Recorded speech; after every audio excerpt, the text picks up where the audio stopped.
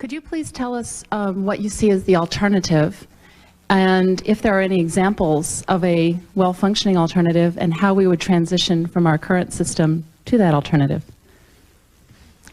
Yeah, there's alternatives, just as there were alternatives to feudalism and slavery and to Bolshevism and fascism, namely dismantle the repressive institutions and place power in popular hands. It's never an all or none business, you know, so there's elements of it all over the place. For example, unions, let's say, were a big attack on the privileged character of private power, of the opulent minority. The sort of social contract that developed from around the mid-19th century was the result of a social reaction to the new science and its doctrines. I mean, what basically happened is, if you look at the history, by around the 1830s, it looked like the masters had won the day, you know, end of history and all that sort of thing. In England, that is, they had legislated, you know, the rules of the new science. People have no rights, can't live on the market, go somewhere else, etc.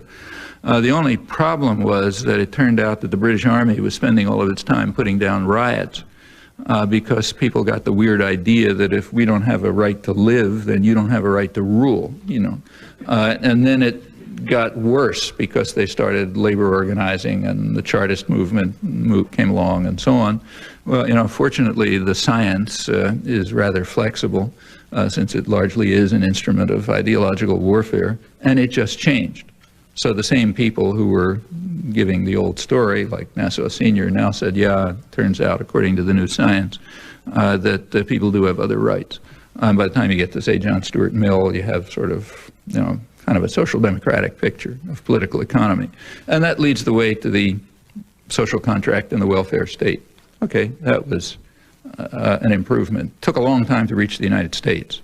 And the United States didn't really come until 1930s, and it was always weak. How weak it is, you can see by looking at the newspapers right now.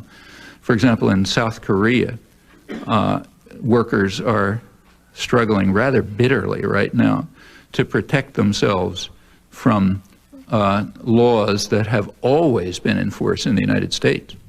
In the United States, the laws have always permitted corporations to fire workers and replace them not just with scabs, which is bad enough, but with permanent replacement workers, meaning kick them out if they try to organize. I mean, the United States has been censured for that by the International Labor Organization. I think it's the only industrial country to have been censured. But here it's kind of taken for granted. In South Korea, you know, they don't accept it, and that's what the big struggles are going on, with industries trying to impose it, and the government and the working people are rejecting it. So, you know, the idea that we have to go teach people how to be free is, you know, funny idea. All of these are steps, have been steps forward. There are a lot of rights that were not recognized before. Voting rights, for example, franchise, economic rights, social rights. They're always under attack. Right now they happen to be under sharp attack. And there have been more serious attacks against the whole conception of absolutist rule. So they're all over the place, but maybe the biggest one is in Spain, the big Mondragon enterprises, which is one of the most successful economic enterprises in Spain, you know, industry, banks, communities, and so on. It's essentially worker-owned. This came out of a kind of a left Catholic tradition. And it's, you know, it's not utopia, like it has managers and so on, but it's worker-owned and been very successful. One of the more successful parts of the Spanish and European economies, in fact. And there's other things all over the place that you can look at. But these are just constant battles, you know. I mean, there's a constant effort to construct, you know, to intensify the system of absolutist control and state power supporting the rich. Reagan and Gingrich are extremes. And there's always popular struggle against it. As to the asking, is there a viable alternative to absolutist rule, that doesn't really mean much. It's like asking in the 18th century, is there a viable alternative to kings and princes? Well, you know, you couldn't point to one. You couldn't point to a parliamentary democracy in the 18th century. Did that mean you couldn't have parliamentary democracy?